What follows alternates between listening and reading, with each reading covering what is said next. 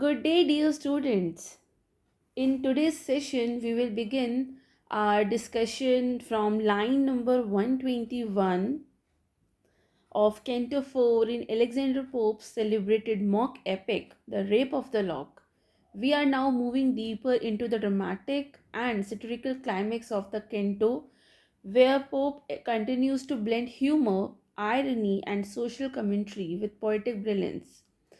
Let's read between the lines and decode the literary devices and understand how Pope critiques vanity and aristocratic pretensions in his unique witty style. So get your text ready as we dive into the next segment of this delightful poetic masterpiece. So she said, then raging to Sir Plume repairs and bids her beau demands her precious hair. So repairs refers to something which is going. So repair means goes or moves. Beau refers to a lover or a suitor. Precious hair. These are actually the lock of Belinda's hair that was cut, right? So Thelestris filled with rage. Thelestris जो कि उसकी सही friend है उसकी Belinda की, she filled with rage rushes to whom? Sir Plume. Sir Plume is Belinda's admirer, तो वो गुस्से में ना उसके पास चली गई है and she urges him to demand the return of the stolen lock of hair. तो यहाँ पर वो जाती है सर प्लूम के पास और बोलती है कि तुम जाओ, जाकर उसकी प्रीशियस हेयर, जो precious lock of Belinda's hair है, वो मांगो उससे, अर्ज करती है वो उसको. So this shows how something as trivial as a lock of hair becomes a matter of honor and outrage in aristocratic society, right? Sir Plume of Amber Snuff Box justly vain, and a nice conduct of a clouded cane. So amber snuff box there's a reference of a fashionable container of powdered tobacco, that is snuff. Snuff मैंने आपको पहले ही बताया था, powder होता है ये. And clouded cane, it means a stylish walking stick made of patterned wood.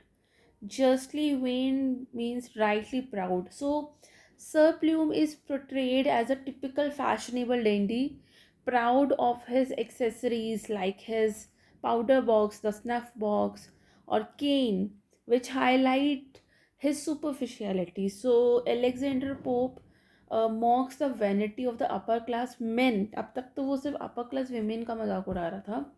अभी यहाँ पर सर प्लूम के एग्जाम्पल के साथ, उनके कैरेक्टर के साथ, वो जो ये अपर क्लास मेन की जो वैनिटी है उसका भी, उसको भी मॉक कर रहा है by describing sir Plume's pride in trivial things, कि उनकी जो प्राइड है वो बहुत ट्रिवियल थिंग्स में है. जैसे ये जो स्नफ बॉक्स है.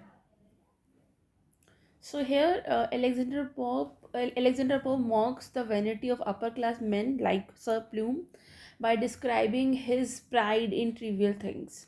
With earnest eyes and round, thinking face, he first the snuff box opened, then the case. Earnest का मतलब होता है serious or intense. So, with his serious eyes and the round, unthinking मतलब thoughtless, जो कुछ नहीं सोच रहा, lacking depth face, sir plume look serious, मतलब यहाँ पर इसकी जो आंखें हैं बहुत सीरियस है. बट हिज राउंड, उसका जो ये राउंड और अनथिंकिंग फेस, यानी कि जो सोच नहीं रहा. So sir Plume looks serious but his round and silly face, unthinking face means silly face, which shows his lack of thought, कि वो सोचता नहीं है, उसके अंदर विट नहीं है, उसके अंदर कुछ भी कॉन्शियसनेस नहीं है. And he instead of addressing the situation, वो क्या करता है, he first open his snuff box, मतलब वो जो केस है जिसमें बेलिंडा का जो लॉक है उसको ओपन करने की जगह वो सबसे पहले किसको ओपन करता है, अपने स्नफ बॉक्स को. And it highlights his frivolity even in a tense moment. So basically Through these lines, this again reinforces the poem's satire on the shallow behavior of aristocrats, right? Next lines are, and thus broke out, my lord, why? What the devil? Um, Zounds, damn the lock, for gad you must be civil. तो ये जो जून्स है इसका ना ये एक short form लिखा है, ये पूरा वर्ड है, ठीक है। इसका मतलब होता है it's a euphemisms for God's wounds actually. For gad refers to before God and civil is polite. So Sir Plume clumsily tries to protest using mildly offensive explanation, telling the Baron to act politely and return the lock. तो वो उसको बोलता है ये भाई बहुत ही क्लमजीली वो कोशिश करता है प्रोटेस्ट करने की, और बहुत ही माइल्डली वो बोलता है कि मतलब उसको बहुत ही अच्छे तरीके से बोल देता है वो बैरन को, to act politely and return the lock. So Alexander Pope he uses humorous dialogue to show how ineffective and absurd these characters are in handling the situation. लेकिन ये सिचुएशन तो जैसे बहुत दिखा रहे हैं कि बहुत ही सीरियस है, बहुत ही मुश्किल है, तो गुस्से से अब रिवेंज लेना चाहिए ना। लेकिन यहाँ पर जो शूटर है सर प्लूम, ये बहुत ही ह्यूमरस डायलॉग बोल रहा है। ये फॉर गैड मतलब बिफोर गॉड, फॉर गैड का मतलब होता है before God you must be civil, मतलब यू मस्ट बी पोलाइट। तो ये बहुत ही ह्यूमरस वे, ह्यूमरस डायलॉग है actually. Plague on it, it's past a jest. Nay, prithee, pox, give her the hair. He spoke and wrapped his box. So plague on it इसका मतलब होता है curse on it. प्रीति का मतलब होता है please. ये हमने जब शेक्सपियर का प्ले पढ़ा था किंग लियर, उसमें ये हमने वर्ड पढ़ा था प्रीति, इसका मतलब प्लीज़। पॉक्स जो होता है वो एक तरह की बीमारी होती है, डिजीज़ होता है, जैसे कि चिकन पॉक्स। हाँ, तो वो एक डिजीज़ होती है that is use here as a light curse. Give her the hair, he spoke, rapped his box. Rapped his box का मतलब हो गया tap shut his snuff box, मतलब उसने अपना स्नफ बॉक्स को टैप करते हुए बोला कि उसका बाल दे दो उसको। So sir Plume awkwardly curses and pleads for the return of the hair, मतलब वो बहुत ही ऑकवर्डली कर्स कर रहा है बैरन को, और साथ ही साथ वो प्लीड कर रहा है, प्रे कर रहा है कि भाई दे दो बाल, उसको वापस कर दो। और उसके बाद वो अपना जो स्नफ बॉक्स है उसको बंद करता है as is done something noble, as और इस तरह से बंद करता है जैसे कुछ नॉबल किया है। So his trivial and silly manner of defending Belinda reflects ridiculousness Pope wants to highlight. Now the next lines are, it grieves me much, replied the peer again, who speaks so well. अच्छा, ये जो stanza था इसमें पूरा सब plume की बात हो रही है, उसके जो उसका रिएक्शन है उसकी बात हो रही है। यहाँ पर जो पोप है वो सब प्लूम का भी उतना ही मजाक उड़ा रहा है कि यहाँ पर जो एक्ट करना चाहिए उसको, जो रिएक्शन उसको होना चाहिए वो बहुत सीरियस होना चाहिए, रिवेंजफुल होना चाहिए, लेकिन वो अभी भी ट्रिवियल थिंग्स में अपनी नॉबिलिटी ढूंढ रहा है, उसको ही इम्पोर्टेंस दे रहा है, और प्रे कर रहा है बैरन से कि वो पोलाइट बिहेव करे और उसका बाल उसको वापस दे दे। Now the next lines are, it gives me much, replied the peer again, who speaks so well should ever speak in vain. So peer यहाँ पर बैरन को बोला गया है,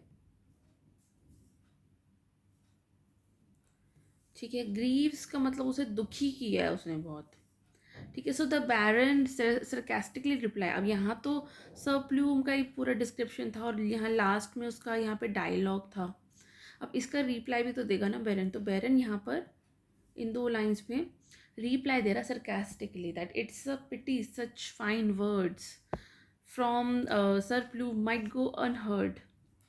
मतलब वो कह रहा है कि मतलब वो इसका जो रिप्लाई है ना सर प्लूम को जो रिप्लाई दे रहा है वो इस तरह से कि वो उन सर प्लूम की बातों को इग्नोर कर रहा है, and he मॉक्स the seriousness But there is a mocking in seriousness with which the situation is being treated. So this response keeps up the mock heroic tone of the poem, right? But by this lock, the sacred lock, I swear, which never more shall join his parted hair. So sacred का मतलब होता है holy or revered. Parted hair का मतलब होता है the original spot on the Belinda's head. मतलब वो कह रहा है कि ये जो बाल है ये तो अब उसके जो जहाँ उसका ओरिजिनल स्पॉट था वहाँ तो अब ये दोबारा से ज्वाइन कर नहीं सकता. So baron swears by the lock of hair और कॉल्ड इट सेक्रेट. वो खुद ही इसको सेक्रेट बोलता है, पवित्र बोल रहा है कि ये बाल तो इतना पवित्र है. And he dramatically declares that कि वो जो बाल है जो उसने काटा है, चुराया है, it shall never be restored to Belinda's head, right? So Pope exaggerates the importance of the lock to create a more grandeur, right? Which never more its honor shall renew. Honors का मतलब है यहाँ पर pride and dignity. Clipped का मतलब होता है cut from the lovely head where late it grew. Very late, where late मतलब recently, right? So he continues saying the lock will never regain its original place of honor on Belinda's head from which it was freshly cut. कह रहा है कि क्या फ़ायदा वापस देने का, सिर्फ लोग बाल वापस मांग रहे हैं, लॉक मांग रहे हैं वापस. तो वो कह रहा है कि अगर मैं दे भी दूँ तो क्या फ़ायदा, वो बेलिंडा के हेड को जो उसका ओरिजिनल स्पॉट है उसको तो ज्वाइन कभी कर नहीं सकता, और ऑनर भी जो है वो भी वो रिगेन नहीं कर पाएगी, तो वापस करना ही क्यों है. So more epic language used for a very trivial incident here, that while my nostrils draw the vital air refers to breathe or to life. This hand which won it, one मतलब acquired it, उसने बाल जो lock था उसको उसने one किया है ना, एक्वायर किया है as a prize in a battle, shall forever wear. So Baron कसम खाता है, he vows to keep the lock forever, कि मैं हमेशा इसको अपने पास रखूँगा like a trophy as long as he lives and breathes. तो जब तक वो सांस लेगा, वो जब तक वो जिएगा, तब तक वो उसको एक ट्रॉफी की तरह रखेगा, जिससे उसको जब भी वो उस लॉक ऑफ हेयर को देखे तो उसको उसकी ये आज की जीत याद आए. So the lock is treated like a medal और a trophy of a war and heighten the absurdity, right? The next lines are, he spoke, and speaking in proud rhyme spread the long contended honors of her head. So triumph का मतलब होता है victory, long contended का मतलब होता है fought over, honours for her head का मतलब होता है, अच्छा ऑनर्स ऑफ हर हेड यहाँ पर रेफरेंस है the lock of Belinda's hair. So baron finishes his dramatic speech. ये बैरन की ड्रामेटिक स्पीच है, कई बार क्वेश्चन आ जाता है बैरन की ड्रामेटिक स्पीच को आप डिस्कस करिए, तो आप यहाँ से कुछ रेफरेंस भी ले सकते हो और उसको फिर एक्सप्लेन भी कर सकते हो. So he finishes his dramatic speech and display the lock with pride. वो लॉक भी उसने दिखाया as if it were the spoils of war. So these lines conclude the episodes of Pope's classic mock epic, glorifying a petty social event with heroic language. Right? So these two stanzas continue the dramatic and mock heroic tone of the poem. After Thelestris incites Belinda to take action, she turns to Sir Plume. पहले उसने Belinda को बोला था लेकिन बाद में वो sir plume के पास टर्न हो गई. A fashionable but shallow gentleman to demand the return of a stolen lock of hair. However, his attempt is clumsy and ineffective as he burst into awkward and half-censored exclamation like zounds, and fails to seriously challenge the Baron. Baron, instead of feeling guilty, he justifies his actions with a mock heroic speeches. He declares that the lock of hair is a sacred prize, something immortalized by its beauty and the glory of his victory. He swears to keep it forever like a as a trophy or a medal, elevating this trivial incident to the level of ancient heroic deeds, right? Now the next stanza. But Umbriel, hateful genome, forbears not so. He breaks the while whence the sorrow flows. So forbear not so refers to doesn't hold back, while refers to a small bottle, whence whence refers to from which इसका which बोल सकते हो. So Umbriel, the gloomy and mischievous genome, does not stop his work of spreading sadness. अब ये पूरा जो Hampton coat है इसमें पूरी सैडनेस स्प्रेड कर रहा है, इसका काम ही यही है. So he breaks the magical vial, एक मैजिकल बॉटल है, उसको ये ब्रेक करता है. And he which he brought from the cave of spleen which contains all the miseries and sorrows of womankind. तो जितनी भी औरतों के दुख दर्द है वो उस बॉटल में बंद है, अब वो उसको ये तोड़ देता है तो वो सब जगह स्प्रेड हो जाता है. And this release intensifies Belinda's emotional suffering. Then see the nymph in a beauteous grief appears, her eyes half languishing, half drowned in tears. अब जो निम्फ है, निम्फ बोल रहे हैं ये beautiful young woman, refers to Belinda. Beauteous का मतलब होता है ब्यूटीफुल, लैंग्वेज का मतलब होता है वीक, हाफ वीक और हाफ सफरिंग. ड्रॉन का मतलब होता है सबमर्ज्ड. सो अभी वो बॉटल टूट गई है, अभी तो वो सैडनेस और माइजरी सब जगह स्प्रेड हो गई है. Now Belinda appears as a tragic beautiful figure. Her beauty is not lost but rather intensified by her sorrow. Her eyes show signs of emotional weakness and they are filled with tears. She is overwhelmed with grief, right? On her heaved bosom, bosom का मतलब होता है chest, breast, hung her drooped head. Heaved bosom का मतलब होता है chest rising with emotion. जैसे हम जब दुखी होते हैं तो हमारा दिल जो होता है, हमारी जो चेस्ट होती है दुख से भर जाती है, तो बिल्कुल इमोशन से भर जाती है और फिर हम रोने लगते हैं. वही सेम फीलिंग है इसकी, बेलिंडा की. Hung her drooping head refers to hanging down, expressing sadness और defeat. with which which with a sigh is a deep exhale expressing sadness. She raised and thus she said. अब यहाँ पर ये Belinda की speech होगी, उससे पहले हम इसको डिस्कस करते हैं. So Belinda rest her sorrowful head on her chest, physically expressing how dejected and devastated she feels. With a heavy sigh, with a heavy breath, she slowly lifts her head to speak, revealing that she is now ready to express her inner torment.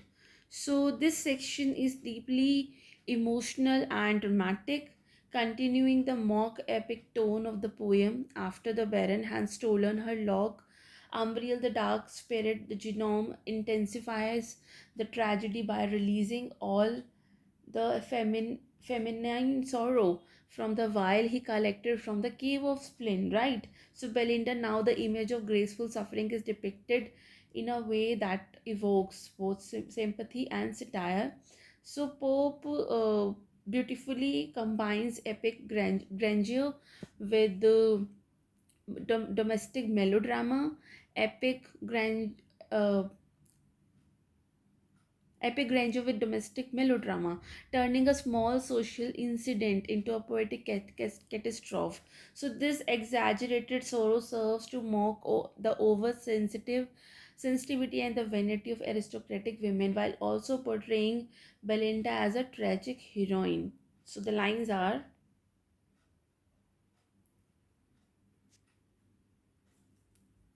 forever cursed be this detested day. Um, cursed का मतलब आपको पता ही है, detested का मतलब hated, which snatched my best, my favorite curl away. Snatched का मतलब है took away suddenly, कोई किसी ने कुछ छीन लिया हमसे. So Belinda curses the day. अब यहाँ से बेलिंडा का जो गुस्सा है, उसका जो दुख है, वो हमें यहाँ पर सुनने को मिलेगा, पढ़ने को मिलेगा. सो बेलिंडा इस डिटेस्ट डे को, इस सबसे मनहूस दिन बोल रही है इसको, वो कर्स डे बोल रही है, वो उसको कर्स कर रही है.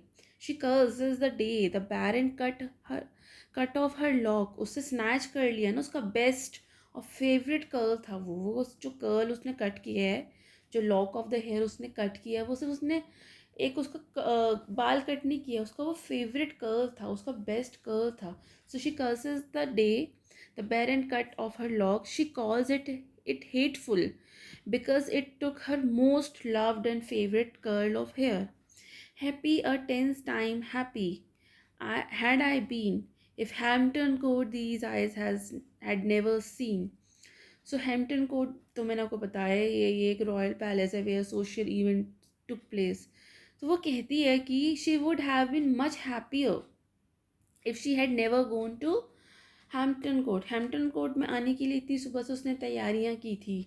और ये है एरिस्टोक्रेटिक सोसाइटी का बहुत फेवरेट प्लेस है. यहाँ पे सब लोग आते हैं अपने पार्टीज़ के लिए, बॉल डांस के लिए और भी बड़े सारे गेट टुगेदर्स के लिए. तो वो कहती कि मैं बहुत खुश होती, 10 टाइम्स ज़्यादा खुश रहती अगर मैं यहाँ कभी आती ही नहीं, कभी आती ही नहीं. The play if she had never gone to Hampton Court the place where this disgraceful event happened. मतलब अगर मैं यहाँ आती ही नहीं तो मुझे कभी देखना भी नहीं पड़ता, ये चीज़ें होती ही नहीं. Yet I am not I the first mistaken made by love of courts to numerous ill betrayed. So courts जो होते हैं, कोर्ट्स का मतलब होता है रॉयल और noble gatherings. Numerous ills it means numerous मतलब many misfortunes. So Belinda tries to comfort herself by saying she is not the first woman. मतलब कह रही कि मैं तो पहली नहीं हूँ. I am not the first woman who has been misled by the glamour of aristocratic society. मतलब मैं तो ऐसी पहली नहीं हूँ जिसको इस एरिस्टोक्रेटिक ग्लैमर सोसाइटी ने मिसलीड किया हो और उसको उसकी वजह से सफ़र भी करना पड़ा हो. ऐसे तो बहुत लोग हुए लेकिन मेरे साथ तो कुछ ज़्यादा ही बुरा हो गया. ओ हैड आई रेदर अनएडमायर्ड रिमेन्ड. मतलब मैं तो इससे अच्छा मेरा फेवरेट कर्ल, मेरा बेस्ट कर्ल मुझसे स्नैच कर लिया गया. उससे अच्छा तो ये था कि मैं अनएडमायर्ड ही रह जाती.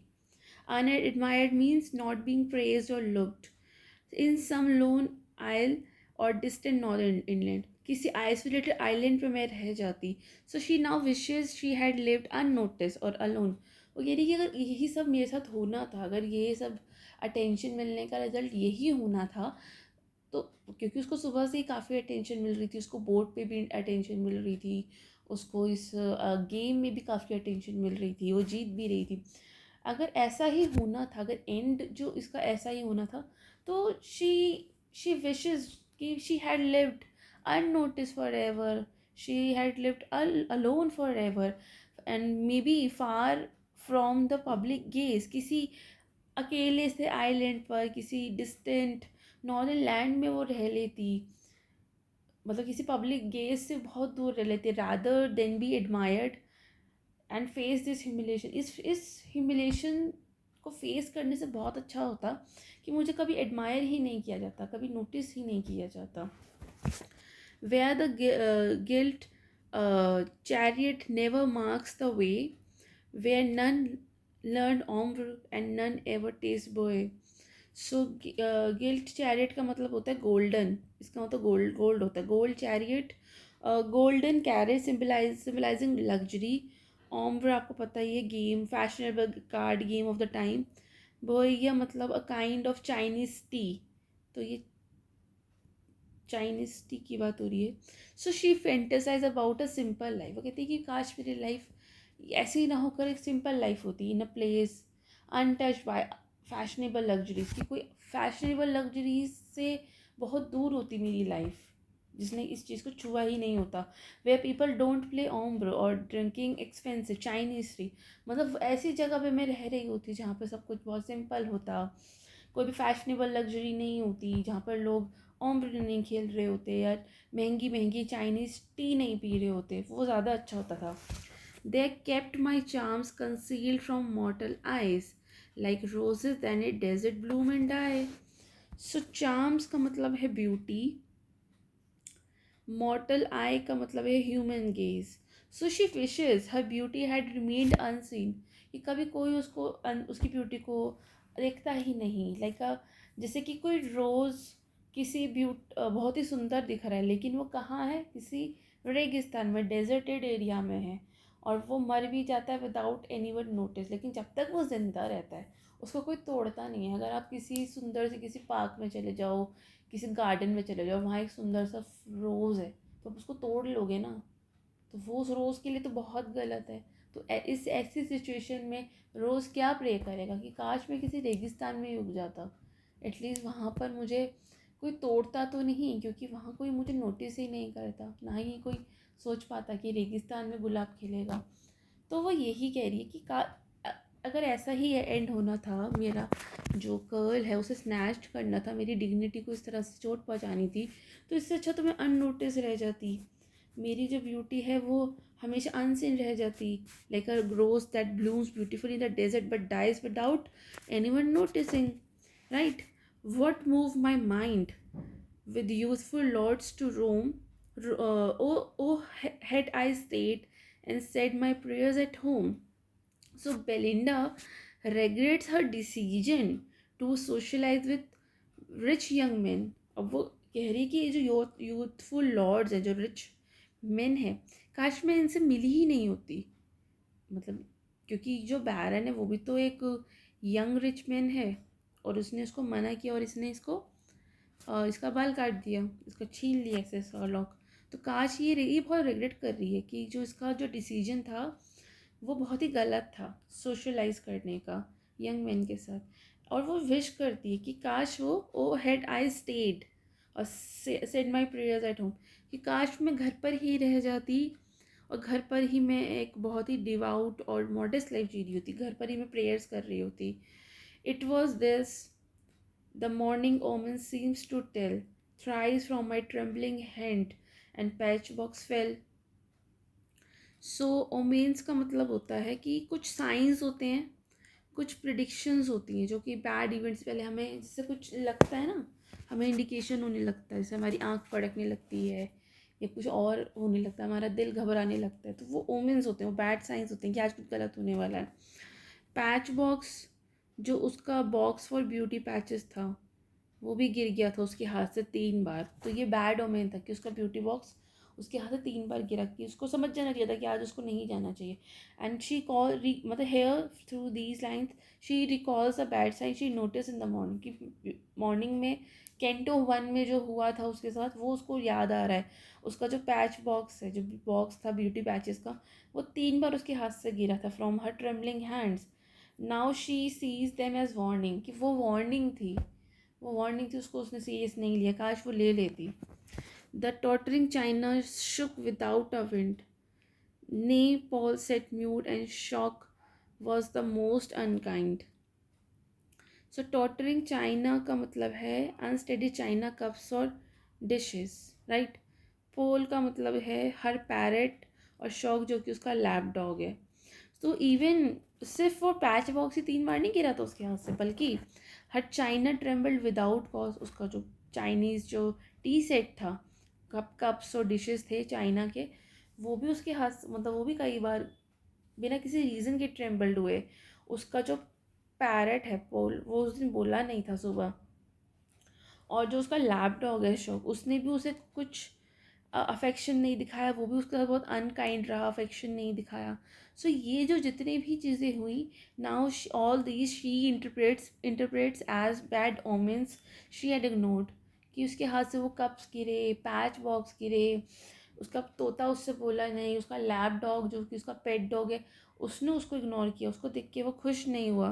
तो ये सारे बैड ओमेंस थे जो कि उसने इग्नोर किए। अ सेल्फ टू वॉर्न मी, अब वो कह रही कि सेल्फ ने भी मुझे वॉर्न किया था of the threads of fate in mystic vision now believe too late, जिसको सपना आया था ना, ये उसकी बात कर रही है। सेल्फ जो कि स्पिरिट लाइक गार्जियन था, मिस्टिक विजन जो उसको सुबह सुबह सुपर नेचुरल ड्रीम्स आए थे, वो साइंस थे एक्चुअली, बैड ओमेन थे वो।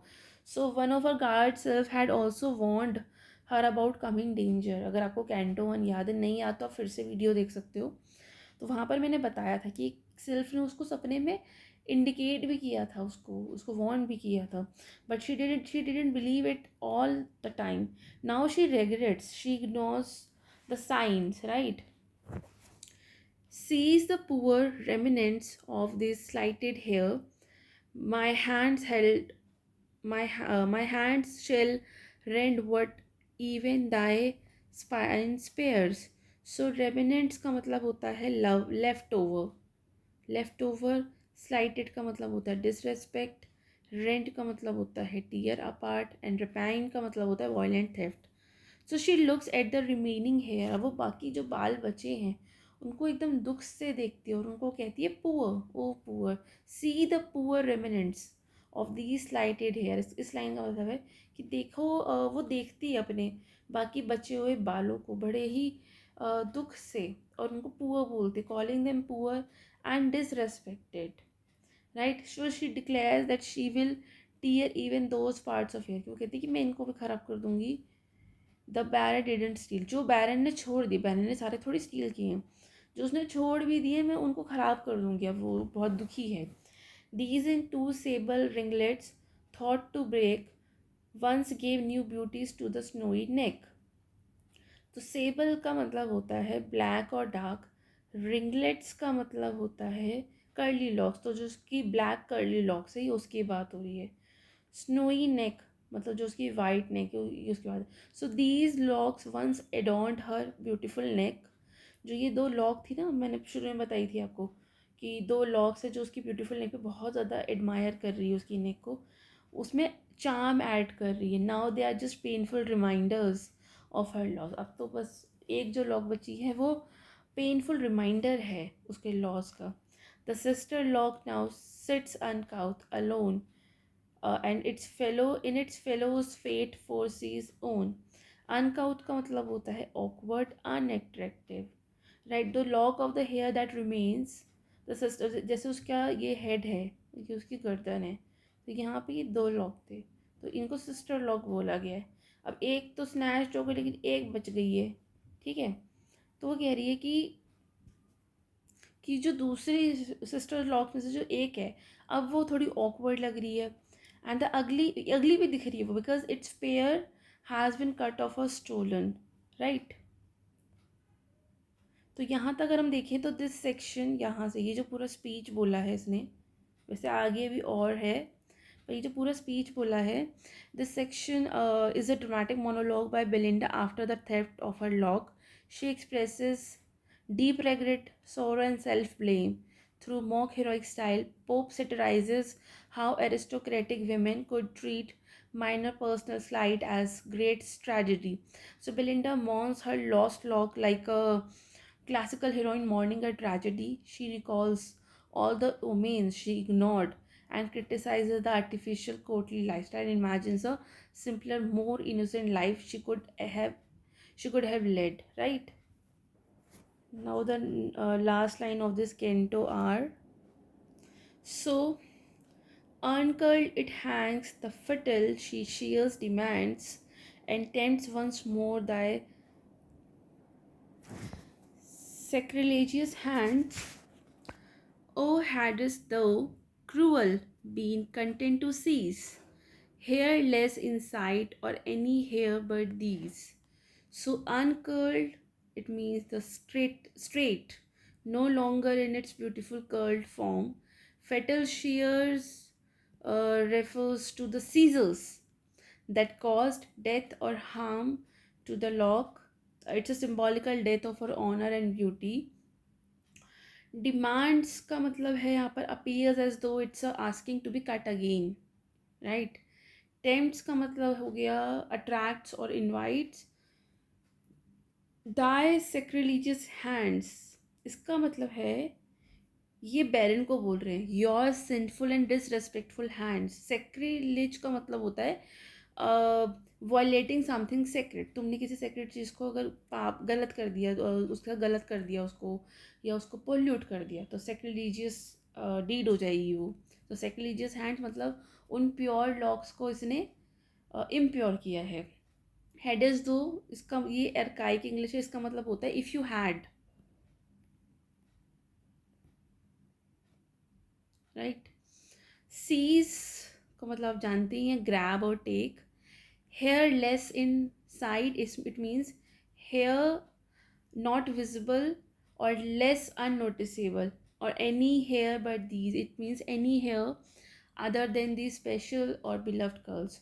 So Belinda is speaking about the one remaining lock of hair, the sister lock. ये मैंने बताया ना, एक एक जो है वो, ये उसका नेक, ये उसका हेड है, ये उसका नेक है, एक बच गया है, दो थी ना ये। तो जो सिस्टर लॉक है, she is talking about the sister lock that now hangs अनकर्ल्ड।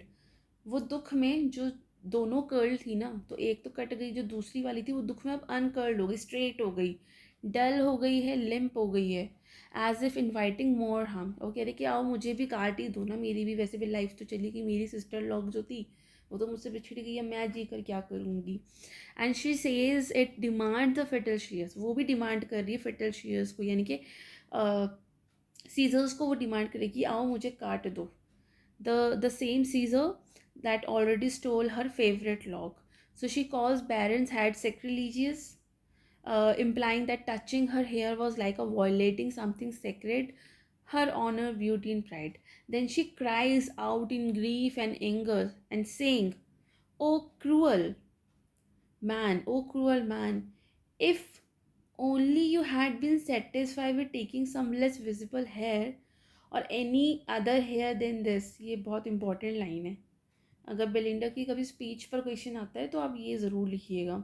So she wishes he had taken some unseen और less precious hair, not the special one that meant so much to her. So the tone of Belinda's speech is melodramatic and satirical. Pope exaggerates Belinda's sorrow in mock epic fashion. Losing a lock of hair is treated as a grand tragedy. In Belinda's speech, there we can see the anger and sorrow. Belinda दुखी भी है और वो बहुत दुखी है और गुस्सा भी है. She feels betrayed, humiliated, and wronged. Hair becomes the symbol of honor, as if a soldier's sword or a religious relic had been stolen. So, these last line wraps up Belinda's lament by reinforcing how sacred her beauty is to her, and now deeply she feels its violation. So these lines reflects the satire of the poem, where a minor event, which is cutting of her hair, is treated with the seriousness of a classical tragedy, showing the vanity and artificiality of aristocratic life, right? So now we have finished Canto 4. In this Canto 4 of the Rape of the Lock, Alexander Pope moved from satire to mock tragedy. Belinda is now emotionally shattered after the loss of her precious lock of hair. So the Canto 4 opens with the Umbriel the Genome visiting the Cave of Splin, a symbolic place filled with sorrow, depression, and exaggerated emotions. He collects sighs, sobs, and complaints to bring back to Belinda, intensifying her grief. Belinda then gives a melodramatic speech, a parodied lament, where she curses the day she visited Hampton Court and regrets falling for aristocratic pleasures and wishes she had lived a quiet, unknown life instead. She omens and missed warnings. She sees omens and missed warnings and mourns over her rape over her lock. So the theft of her hair, as though it were a tragic historical event. So Pope uses heroic couplets and mock epic style to elevate trivial emotions into something grand and theatrical. So mocking how aristocratic society over dramatizes superficial concerns, right? So the Canto 4 ends here with Belinda looking at her remaining lock of hair and lamenting that even this might be in danger. She accuses the Baron of violating something sacred. The tone is hyperbolic, the emotions exaggerated, but the technique is clever. Pope is both mocking vanity and highlighting the performative nature of social grief. So this canto serves as a turning point. Belinda is no longer just shocked but publicly emotional. The mock heroic language shows how the values of 18th century aristocracy are built on outward appearances and shallow honor. So, with this, we conclude our reading and discussion of Canto 4 of The Rape of the Lock. In this canto, we witnessed how Pope beautifully blends satire, mythology, and socially commentary to turn a minor social incident into an epic drama. So that's all about Canto 4. In our next class, we will begin with Canto 5, the final canto, where the story reaches its resolution and Pope delivers the ultimate twist with wit and poetic grace. So stay tuned. Until then, keep reading, keep reflecting, and most importantly, enjoy the poetry. Thank you.